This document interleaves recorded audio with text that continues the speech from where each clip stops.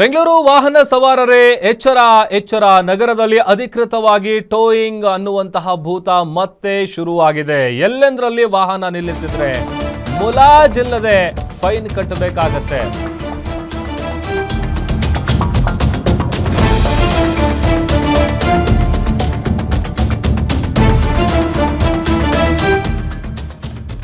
ಬೆಂಗಳೂರು ವಾಹನ ಸವಾರರು ಇನ್ನು ಮುಂದೆ ಸಾಕಷ್ಟು ಎಚ್ಚರದಿಂದಿರಬೇಕು. ನಗರದಲ್ಲಿ ಅಧಿಕೃತವಾಗಿ ಟೋಯಿಂಗ್ ಮತ್ತೆ ಆರಂಭ ಆಗಿದೆ.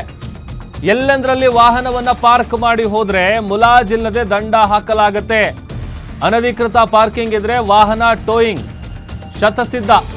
ಬೆಂಗಳೂರು ಸಂಚಾರ ವಿಭಾಗ ಮತ್ತು ಜಿಬಿಎ ಜಂಟಿ ಕಾರ್ಯಾಚರಣೆ ಮಾಡ್ತಾ ಇದೆ. ಇನ್ನು ಮುಂದೆ ಜಿಬಿಎ ವ್ಯಾಪ್ತಿಯ ಎಲ್ಲಾ ಪಾಲಿಕೆಗಳಲ್ಲಿ ಟೋಯಿಂಗ್ ವ್ಯವಸ್ಥೆ ಅಧಿಕೃತವಾಗಿ ಜಾರಿಗೆ ಬಂದಿದೆ.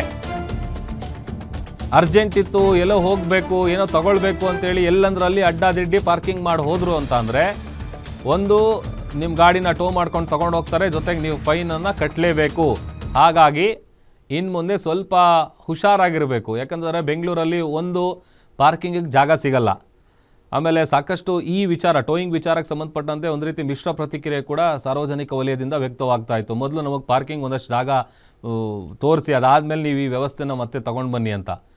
ಇದೆಲ್ಲದರ ನಡುವೆ ಈಗ ಜಿಬಿಎ ವ್ಯಾಪ್ತಿಯ ಎಲ್ಲ ಪಾಲಿಕೆಗಳಲ್ಲಿ ಟೋಯಿಂಗ್ ಅಧಿಕೃತವಾಗಿ ಈಗ ಮತ್ತೆ ಆರಂಭ ಆಗಿದೆ.